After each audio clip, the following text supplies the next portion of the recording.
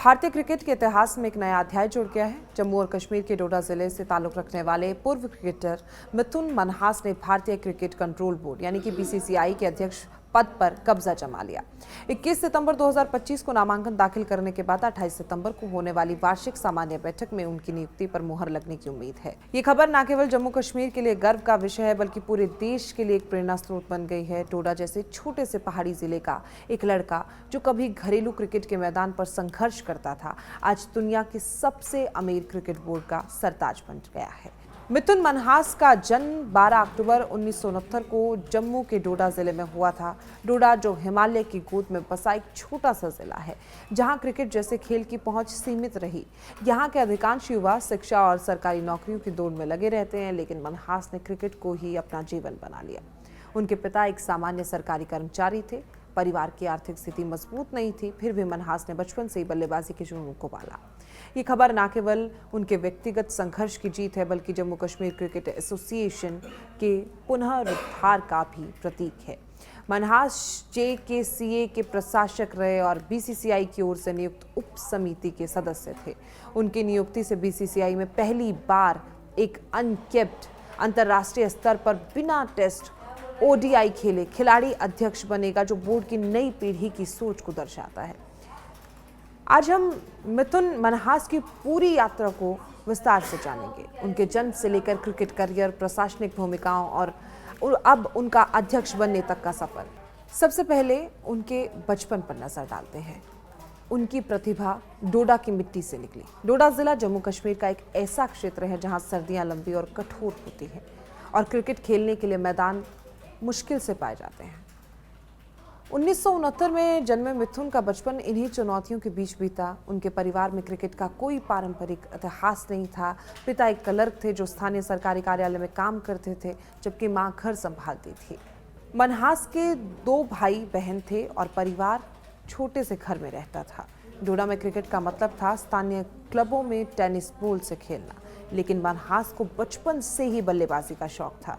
वो बताते हैं कि उनके गांव के पास एक छोटा सा मैदान था जहां वो दोस्तों के साथ घंटों प्रैक्टिस करते थे। स्कूल के दिनों में मनहास ने स्थानीय टूर्नामेंट में हिस्सा लिया। डोडा के सरकारी हाई स्कूल से मैट्रिक पास करने के बाद वो जम्मू चले गए, जहां क्रिकेट इंफ्रास्ट्रक्चर बेहतर मिला। जम्मू के गांधीनगर में रहते उन्होंने जम्मू क्रिकेट क्लब ज्वाइन किया और उनके कोच पूर्व खिलाड़ी रवि शर्मा ने उनकी प्रतिभा को पहचाना। शर्मा कहते हैं कि मिथुन में धैर्य था। वो लंबी पारियां खेलने में माहिर थे। डोडा जैसे क्षेत्र से आकर दिल्ली जैसे बड़े शहर में जगह बनाना उनके लिए आसान नहीं था। 1995 में मनहास ने जम्मू कश्मीर के अंडर 19 टीम के लिए डेब्यू किया, लेकिन जल्द ही वो दिल्ली शिफ्ट हो गए, जहां क्रिकेट का स्तर ऊंचा था। दिल्ली आने के बाद मनहास ने दिल्ली डिस्ट्रिक्ट क्रिकेट एसोसिएशन के तहत ट्रेनिंग शुरू की। यहाँ वो सुबह शाम नेट्स पर पसीना बहाते। आर्थिक तंगी के कारण वो कभी कभी ट्रेनिंग के लिए बसों में सफ़र करते, लेकिन इनका जुनून कभी कम नहीं हुआ। 1997-98 में उन्होंने दिल्ली के अंडर 19 और फिर सीनियर टीम के लिए खेलना शुरू किया। ये दौर था जब दिल्ली क्रिकेट के दिग्गजों जैसे वीरेंद्र सहवाग और अजीत अगरकर का बोलबाला था। मनहास ने इनके साथ कंधे से कंधा मिलाकर खेला और सीखा। उनके पहले रणजी ट्रॉफी में मैच में उन्होंने 50 रन की पारी खेली, जो उनके संघर्ष की पहली झलक थी। डोडा से दिल्ली तक का सफर आसान नहीं था। मनहास को घर वालों का समर्थन मिला, लेकिन आलोचना भी झेलनी पड़ी। लोग कहते हैं कि क्रिकेट में करियर नहीं बनता, नौकरी करो। वो एक इंटरव्यू में कहते हैं कि डोडा की मिट्टी ने उन्हें मजबूत बनाया है। आज जब वो बीसीसीआई अध्यक्ष बनने वाले हैं तो डोडा के युवा उनके नाम से प्रेरित हो रहे हैं। स्थानीय क्लबों में मूर्तियां लगाने की बात चल रही है। ये नियुक्ति जम्मू कश्मीर के लिए ऐतिहासिक है, क्योंकि पहली बार कोई स्थानीय खिलाड़ी बीसीसीआई का सरताज बनेगा। इनके क्रिकेट करियर और घरेलू मैदानों का जो योद्धा थे, उसके बारे में भी बात करते हैं।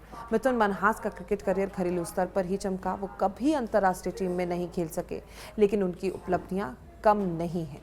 1997 से 2016 तक उन्होंने दिल्ली के लिए रणजी ट्रॉफी में 93 मैच खेले, जिसमें 5000 से ज़्यादा रन बनाए।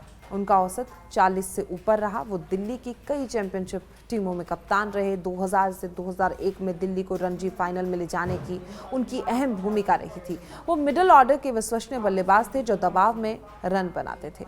IPL के आगमन ने उनके करियर को नई ऊंचाइयां दी। 2008 में वो रॉयल चैलेंजर्स बेंगलोर यानी कि RCB के लिए खेले और जम्मू कश्मीर से आईपीएल में डेब्यू करने वाले पहले खिलाड़ी बने।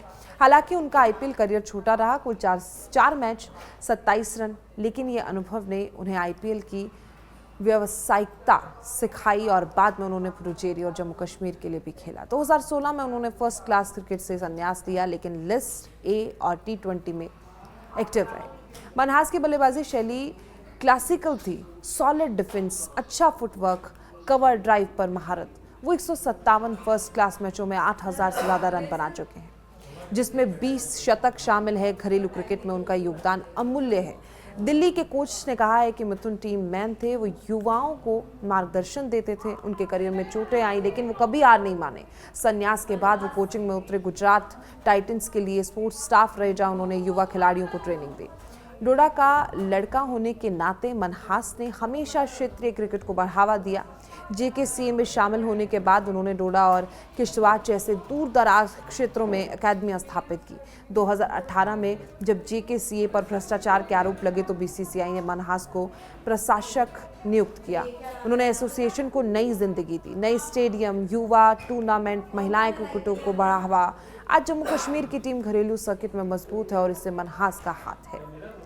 BCCI में उनकी एंट्री कैसे हुई, प्रशासनिक यात्रा उनकी आरंभ कैसे हुई। क्रिकेट से संन्यास के बाद मनहास ने प्रशासन की ओर रुख किया। 2017 में वो JKCA के डायरेक्टर ऑफ क्रिकेट बने। यहाँ उन्होंने क्रिकेट इंफ्रास्ट्रक्चर पर फोकस किया, जम्मू के बहल स्टेडियम को अपग्रेड किया और डोडा में एक नया ग्राउंड बनवाया।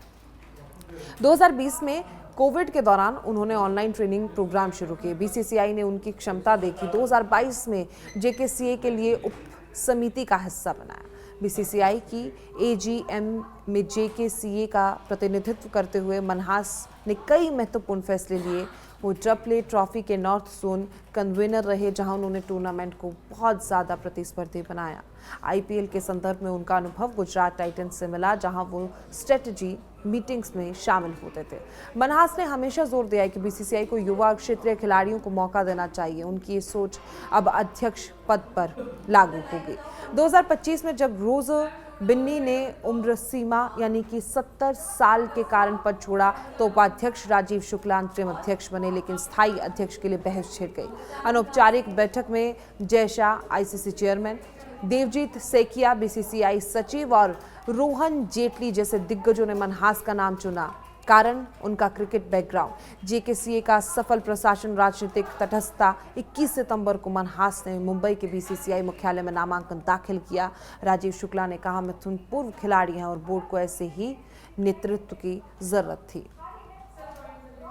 BCCI चुनाव हमेशा राजनीति से घिरे रहते हैं। 2019 के संविधान संशोधन के बाद पद अनकेप्ट रहते हैं, लेकिन प्रभावशाली समर्थन जरूरी है।